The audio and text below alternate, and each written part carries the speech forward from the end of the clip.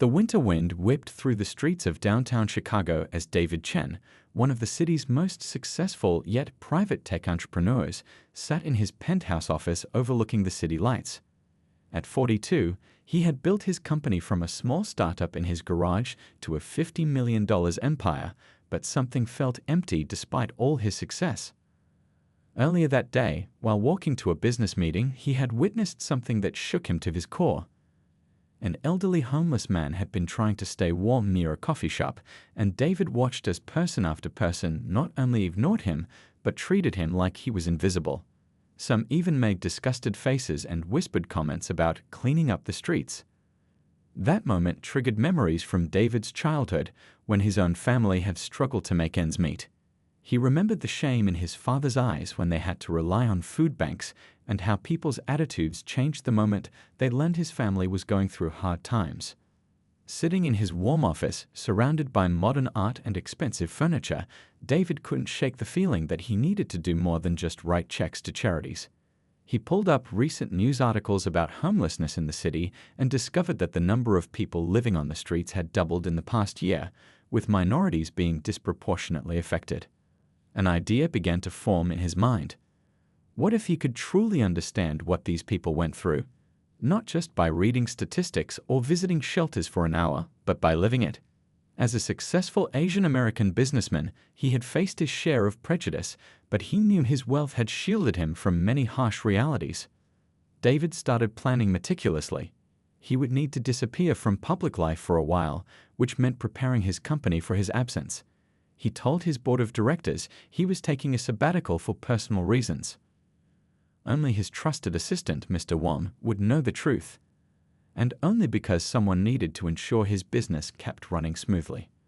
Over the next week, David worked with a professional makeup artist who helped him perfect a weathered, lived-in look. He learned how to apply subtle changes that would make him unrecognizable without appearing fake. He studied the mannerisms and patterns of homeless people in his city, not to mock, but to understand and blend in authentically. He set up hidden cameras in his clothes, small enough to be undetectable but powerful enough to document his experience. This wasn't about creating viral content, it was about capturing raw, unfiltered truth. He wanted to show the world how people really behave when they think nobody is watching. The night before his experiment was to begin, David stood in front of his bathroom mirror, practicing his transformation. The man who stared back at him looked tired, worn, and invisible, exactly what he was aiming for. His designer clothes were replaced with carefully aged second-hand items, his perfectly trimmed hair now unkempt, and his clean-shaven face hidden behind a scruffy beard. As he packed a small backpack with basic necessities, David felt both nervous and determined. He knew the next 3 months would be challenging, but he believed that understanding the true face of homelessness and prejudice was worth any discomfort he might endure. Little did he know, this experience would change not only his life, but the lives of countless others in ways he couldn't imagine. Tomorrow, he would step out of his comfortable life and into the shoes of those society often chooses to ignore. He wasn't doing this for publicity or praise. In fact, he planned to keep his identity hidden until the very end. This was about something much bigger than him. It was about shining a light on the invisible people who walk among us and, hopefully, changing how the world sees them. The first night was harder than David had imagined. Despite all his preparation, nothing could have readied him for the bone-chilling cold that crept through his layers of clothing as he huddled in the corner of a downtown shelter. The place was packed, with people sleeping shoulder to shoulder on thin mats. The air was thick with the mixed smell of unwashed bodies and industrial cleaning supplies. He hadn't slept more than an hour when someone's coughing fit woke him up. Looking around in the dim light, he saw an elderly man trying to muffle his coughs with a worn jacket. Without thinking, David reached into his backpack and pulled out one of the cough drops he packed. The old man's eyes lit up with gratitude. It was the first genuine human connection David had experienced since starting his journey. Morning came with new challenges. The shelter required everyone to leave by 7 a.m., pushing dozens of people onto the cold streets. David joined the quiet crowd shuffling out, some heading to work despite their circumstances, others seeking warm places to spend the day. He followed a group to a local coffee shop, hoping to use their bathroom, but the moment he stepped inside, A young employee nervously approached. "Sir, we have a strict customers-only policy," she said, avoiding eye contact. David reached into his pocket, pulling out some change to buy a small coffee, but before he could speak, the manager appeared. "We reserve the right to refuse service," he stated firmly, gesturing toward the door. David's hidden camera captured everything: the manager's stern face, other customers staring at their phones pretending not to notice, a child pointing at him before being hushed by an embarrassed parent. The days began to blur together. David learned the unwritten rules of street life: which parks have the safest benches, which food pantries serve the best meals, which library security guards were kind enough to let people doze off in the warm reading rooms. He discovered a whole network of people helping each other survive, sharing information about job opportunities, warning others about dangerous areas, splitting whatever food they managed to find. One afternoon, while sitting on his regular spot outside the subway station, a well-dressed businessman walked past, then stopped and turned back. David braced himself for the usual interaction, being told to move, or maybe getting a lecture about finding work. Instead, the man crouched down beside him. "I was where you are 10 years ago," the businessman said quietly, pulling out his wallet. He handed David a business card along with some cash. "When you're ready, call this number. It's a program that helped me get back on my feet. They're good people." Before David could respond, the man was gone, swallowed by the rush hour crowd. The hidden cameras captured countless such moments, both the cruel and the kind. There was the group of teenagers who threw empty soda cans at him while laughing. The tired waitress who snuck him leftover sandwiches after her shift. The police officer who actually sat down and listened to his story, then connected him with local resources, not knowing David was documenting everything. 6 weeks into his experiment, David developed a persistent cough. The constant exposure to cold and rain was taking its toll. One night, unable to secure a spot in the usual shelter, he found himself sleeping in an alley behind a restaurant.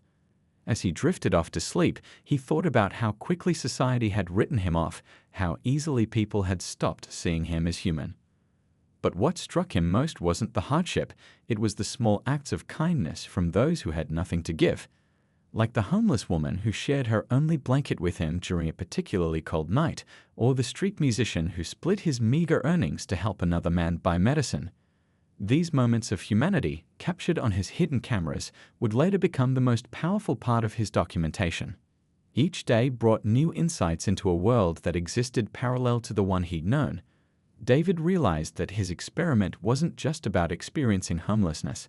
It was about understanding a community that society had pushed into the shadows, yet somehow maintained its ability to hope, to share, and to care for one another despite having almost nothing. The rain had been falling steadily for hours when David spotted the warm glow of the Golden Fork, one of the city's most exclusive restaurants.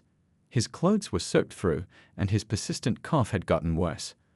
The restaurant's covered entrance offered the only shelter he could find on this stretch of the upscale shopping district.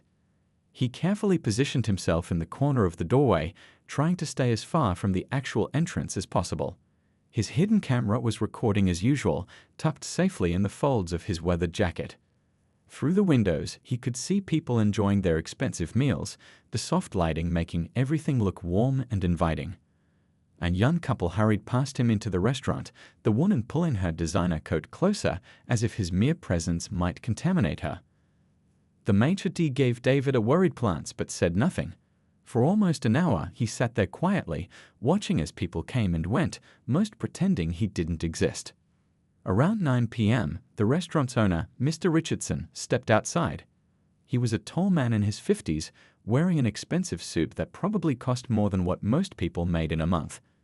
David had read about him in business magazines. He'd owned several high-end restaurants across the city and was known for his premium dining experiences. "You can't stay here," Mr. Richardson said sharply, not even trying to hide his disgust. "You're bad for business. Nobody wants to see this while they're trying to enjoy their dinner." David started to gather his few belongings, moving slowly due to his stiff, cold joints. "Please, sir, it's raining heavily. Just until it slows down a bit." "I don't care if it's rain, fire, and brimstone," Mr. Richardson cut him off. "This is a respectable establishment. Do you have any idea what people pay to eat here?" The last thing they need is to see someone like you lounging around our doorway." A small crowd of customers had gathered near the entrance, watching the scene unfold. Some looked uncomfortable, others nodded in agreement with the owner. A well-dressed man whispered something to his companion about these people ruining the neighborhood. "Look at you," Mr. Richardson continued, his voice getting louder. "This is what happens when people don't want to work. There are plenty of jobs out there for those who actually try. But no, you people prefer to sit around and beg." David's hands trembled, not from the cold this time, but from the effort it took to remain calm. His hidden camera captured every word, every disgusted look, every nod of agreement from the onlookers. He thought about his own employees back at his company, many of whom had come from difficult circumstances, but had just needed a chance. Security. Mr. Richardson called out to the restaurant's guard, "Make sure this person leaves and doesn't come back. And check the other alleys too. They tend to travel in packs." The security guard, a young man who seemed uncomfortable with the situation, approached David. "Sir, I'm sorry, but you need to leave now," he said quietly, at least showing basic human dignity in his tone. As David gathered his wet blanket and slowly stood up, Mr. Richardson turned to go back inside, but stopped for one final comment. "And take a shower if you can find one. The smell alone is probably driving away customers." The small crowd of onlookers dispersed, some looking ashamed, others still nodding in agreement with the owner. Only one elderly woman seemed troubled enough to speak up. "That wasn't necessary," she said softly to Mr. Richardson, but he had already gone back inside. David walked away into the rain, his camera having captured every moment of the interaction. As he searched for another shelter from the storm, he thought about how quickly people could dismiss someone's humanity based on appearances. He had expected to face discrimination during this experiment, but experiencing it firsthand was different from anything he could have imagined. That night, huddled in the corner of a different doorway, David made a decision. It was time to move to the next phase of his plan. Mr. Richardson's restaurant would become more than just another example of discrimination. It would become an opportunity for change. Tomorrow, he would return to the Golden Fork, but this time as himself. The conversation he planned to have would either reveal the worst in someone or become a catalyst for transformation. The next morning, David stood in his penthouse bathroom, washing away the grime of the streets. He watched as 2 months of his homeless persona disappeared down the drain. His designer suit felt strangely foreign against his skin after so many weeks in worn clothes. The face in the mirror was once again that of a successful businessman, clean-shaven and well-groomed. Before leaving, he carefully packed his laptop containing all the footage from his hidden cameras. The contrast between his two worlds felt surreal. Just yesterday, he had been huddled in a doorway, and now he was riding down in his private elevator, nodding to the doorman who had no idea where he'd really been. At precisely 1 p.m., David walked into the Golden Fork. The same maitre d' who had watched him nervously the night before now smiled broadly and rushed to greet him. "Mr. Chen, what a pleasant surprise. We haven't seen you in months. Your usual table." "Actually," David replied quietly, "I'd like to speak with Mr. Richardson. Is he available?" Moments later, he was seated at the restaurant's finest table, Mr. Richardson himself hurrying over with a practiced smile. "Mr. Chen, this is truly an honor. I had no idea you were back in town. I heard you were taking some time off for personal matters." David gestured to the empty chair across from him. "Please join me. We have something important to discuss." As Mr. Richardson sat down, David opened his laptop and turned it slightly. "Before we begin, I'd like you to watch something." He pressed play on the video from the previous night. The color slowly drained from Mr. Richardson's face as he watched himself on the screen. His own words echoed back at him. "These people, the smell alone, they travel in packs." When the video ended, he sat in stunned silence, his hands trembling slightly as he reached for his water glass. That was you," he finally managed to say, his voice barely above a whisper. "Yes," David replied calmly. "For the past 2 months, I've been living on the streets, experiencing what it's like to be invisible, to be treated as less than human.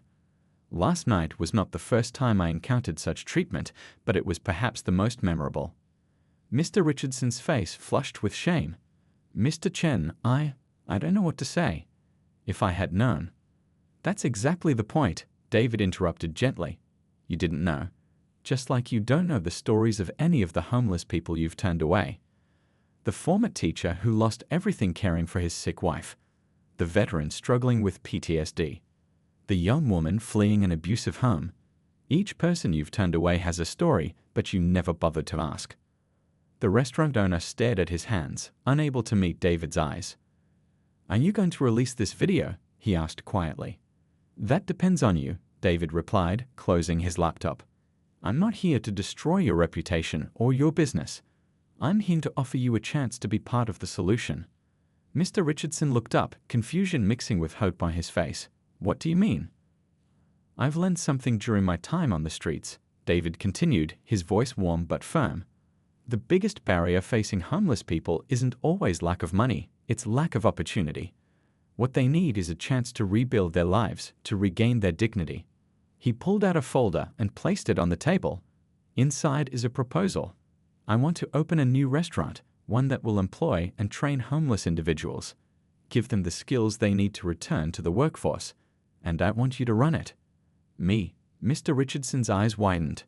But after what you saw, how I behaved. Sometimes, David said softly, those who have shown the worst prejudice can become the strongest advocates for change once their eyes are opened. Your expertise in the restaurant business, combined with a new understanding of the homeless community, could create something truly transformative. The two men sat in silence for a moment, the usual lunch crowd buzzing around them, unaware of the profound conversation taking place in their midst. Finally, Mr. Richardson picked up the folder with slightly shaking hands. Why are you giving me this chance? He asked, his voice thick with emotion. Because, David replied, during my time on the streets, I learned that everyone deserves a second chance, even those who haven't yet learned to give them to others. As Mr. Richardson began to read through the proposal, David noticed the same elderly woman from the night before being seated at a nearby table. She didn't recognize him now, but her kindness from the previous night, being the only one to speak up, had helped confirm that this was the right path forward.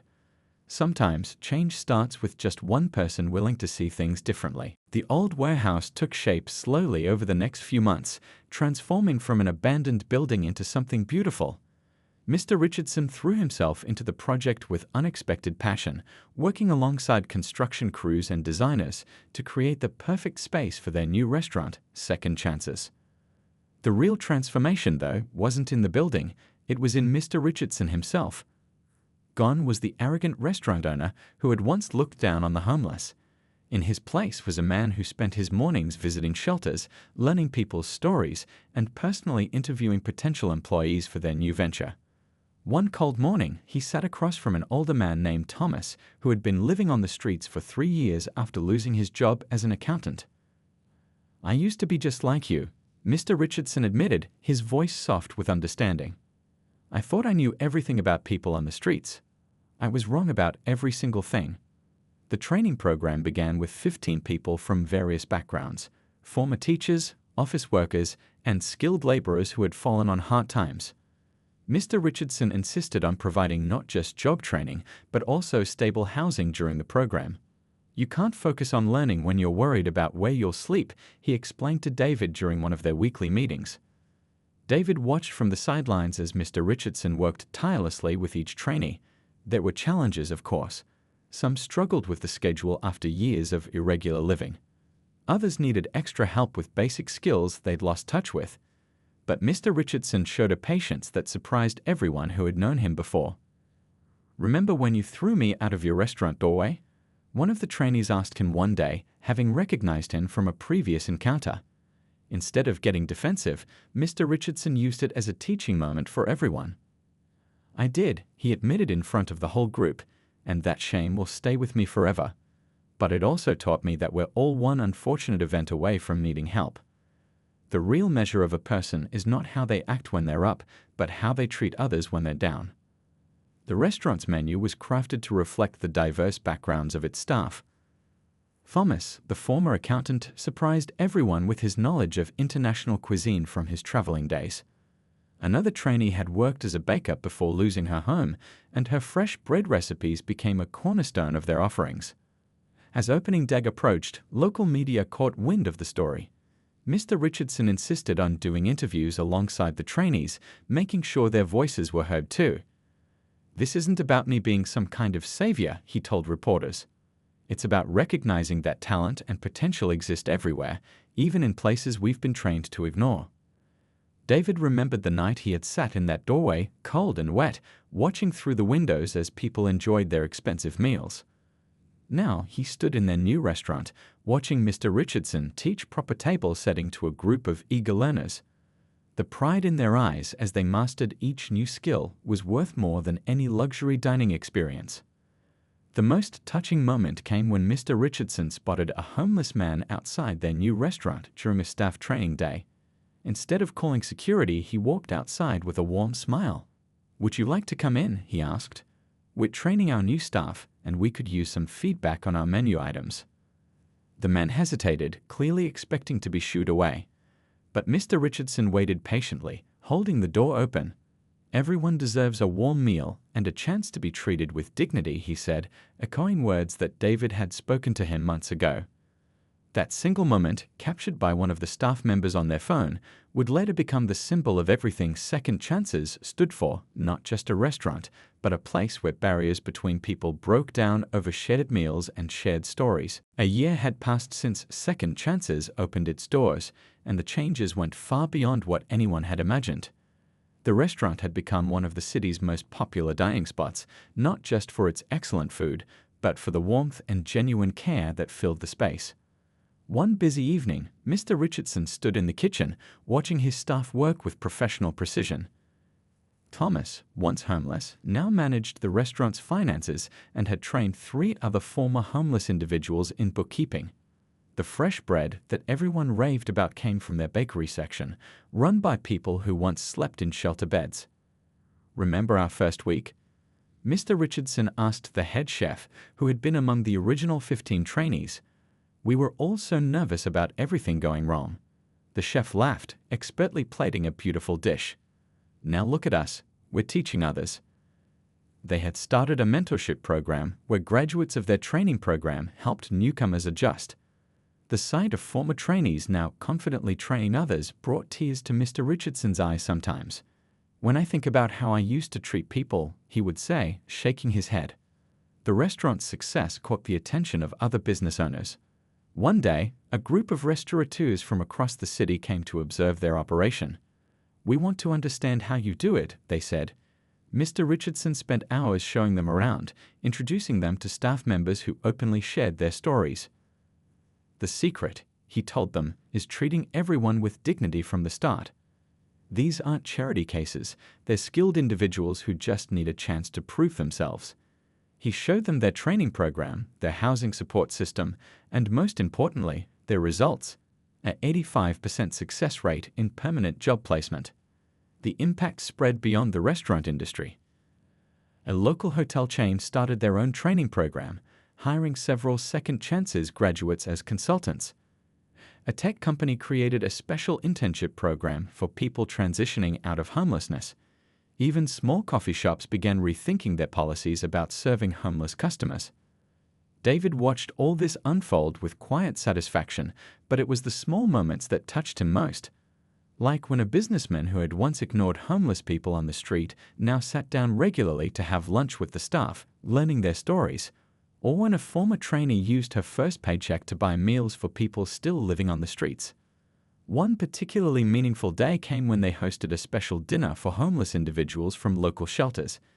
The staff served them with the same respect and attention they gave to their wealthiest customers. "This is how everyone should be treated," Mr. Richardson said to his team.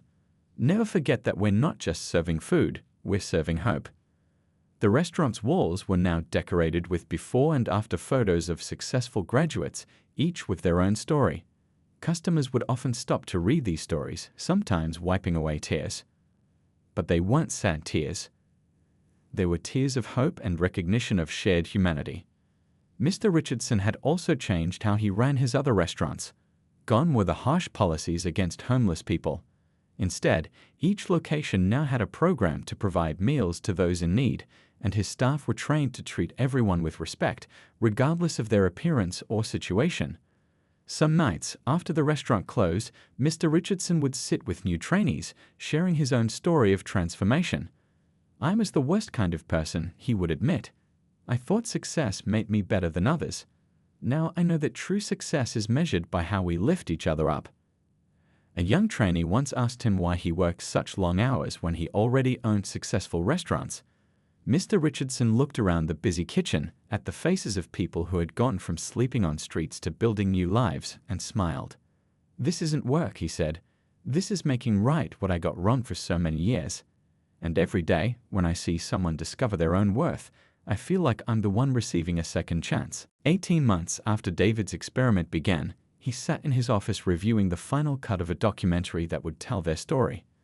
The footage from his hidden cameras had been transformed into something powerful, not just an expose of discrimination, but a testament to human potential and the power of second chances. The documentary opened with his first night on the streets and ended with recent footage of second chances in full swing. But what made it special weren't the big moments, it was the small acts of kindness he captured along the way. The homeless woman who'd shared her blanket, the tired waitress sneaking him food, the businessman who'd offered help because he'd been there himself.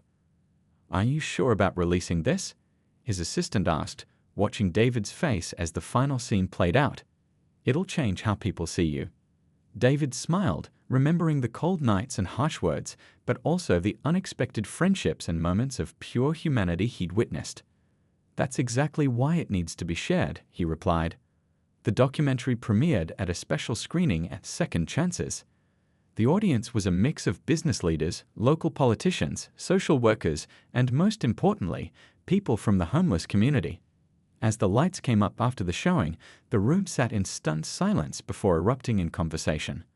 An elderly businessman stood up, his voice shaking.